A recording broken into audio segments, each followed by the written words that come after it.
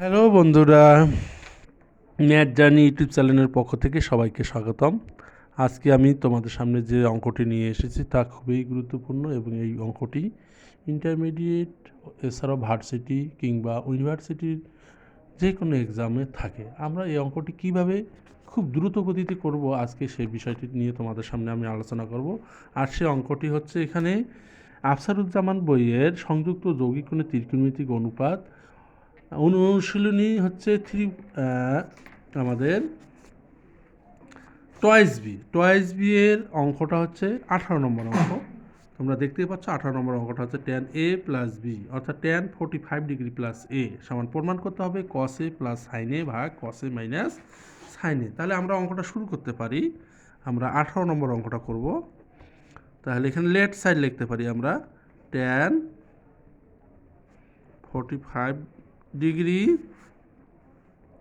Plus এ। তাহলে tan a plus B সূত্র কি তোমাদের জানা আছে? যদি জানা থাকে ভালো, না জানা থাকলে তোমরা আমার পদ্ধতিটি অনুসরণ করতে পারো। tan a প্লাস বি সূত্র হচ্ছে tan a plus tan b ভাগ 1 minus tan a tan b। tan 45 ডিগ্রির মান তোমাদের কি জানা আছে? হ্যাঁ, tan 45 ডিগ্রির মান হচ্ছে 1। আর tan এর সমান লেখা যায় sin a ভাগ cos a। 1 মাইনাস tan 45 ডিগ্রির মান 1 আর tan এর সমান লেখা যায় sin a ভাগ cos a। ঠিক আছে, তারপর আমরা অঙ্কটা সলভ করতে পারি, লসাগু করতে পারি উপরে নিচে। লসাগুটা হচ্ছে cos a। এই cos a দ্বারা 1কে গুণ করলে তাহলে cos a plus sin a।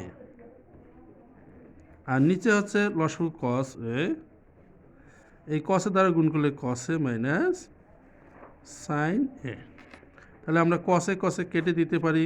তাহলে উপরে থাকতেছে cos a plus sin a ভাগ cos a মাইনাস sin। আশা করি অঙ্কটি তোমরা বুঝতে পারছো। আমাদের রাইট সাইড কিন্তু এটি দেওয়া আছে cos a plus sin a ভাগ cos a minus sin a। তাহলে এটাই আমাদের প্রুফড, রাইট সাইড প্রুফড। এভাবে আমরা 19 নম্বর অঙ্কটা করতে পারি। 19 নম্বর অঙ্কটি ভেরি ভেরি ইম্পর্টেন্ট, যা পরীক্ষায় অনেকবার এসেছিল, তোমাদের সঙ্গেও আসতে পারে। 19-এর 1 নম্বর অঙ্কটা হচ্ছে 19-এর 1 নম্বর অঙ্কটি হচ্ছে cos 8 degree plus sin 8 degree cos 8 degree minus sin 8 degree. তাহলে আমরা অঙ্কটা আগে তোলার চেষ্টা করি খাতায়, তারপর অঙ্কটা আমরা সলভ করব। 19-এর 1 নম্বর অঙ্ক হচ্ছে left side cos 8 degree plus sin 8 degree বা cos 8 degree minus sin 8 degree. এই অঙ্কটা আমরা কিভাবে সলভ করব? আমরা দেখতে পাচ্ছি লব ও হরকে আমরা যদি